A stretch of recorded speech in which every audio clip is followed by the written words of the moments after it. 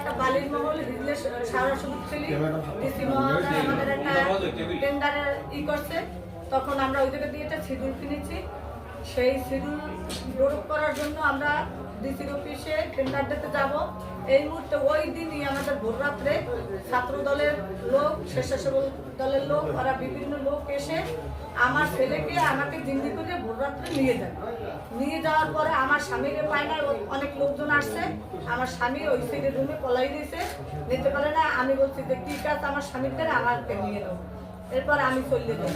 তারপরে দেখছি 12টার দিকে একটা ছেলেরে ধরে নিয়ে আসছে, বলে যে বাসের লোক এই টেন্ডার হালাইছে, এরা যারা টেন্ডার ফালাইতে পারে না এই শালাই টেন্ডার ফালাইছে, ওরা দিয়ে আমি করতে এই কথা বললে ওই জায়গায় অনেক ঝামেলা করে।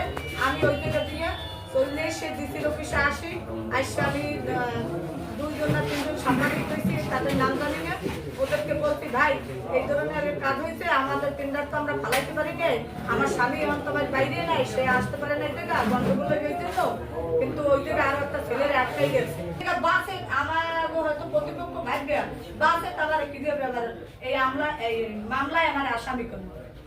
আচ্ছা, এই ঘটনায় আপনি বিচারের দাবিতে বা কোথাও স্মারকলিপি বা কোথাও কোনো অভিযোগ বা থানায় কোনো মামলা করেছেন কিনা, কোনো অভিযোগ দিয়েছেন কিনা? আমি আমাদের কোনো অভিযোগ দেই। আমাদের দাবি হয়েছে যে আমাদের আবার আমরা টেন্ডারও ফলাইতে পারলাম না, আমরা ইউ করতে পারলাম না, এবং আমার ছেলেরে জিম্মি করলো, আমরা এই জায়গায় আমরা ভুক্তভোগী। আমার ছেলের নাম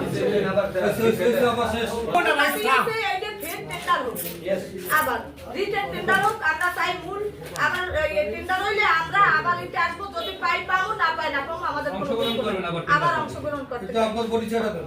আমার পরিচয় হচ্ছে ফরিদা বেগম, আমার স্বামীর নাম কামরুজ্জামান, আমার লাইসেন্সের প্রোপাইটার হচ্ছে মশিউর রহমান মাসুদ। কি হয় আপনার লাইসেন্সার? আমার ভাই বিএমপি কোন পোস্ট আমি বিএমপি মহিলাদের সাথে কাজ পাইছে, লাইসেন্সে কাজ পাইছে। আর ওই যে মন্ত্রী গাজী সাইড দিয়ে এই মার্ডার কেসের আসামি, সে পলাইয়ে থাকে, সে ওই জায়গা বলে সাক্ষী হয়েছে আমার এই মামলা দিতে এই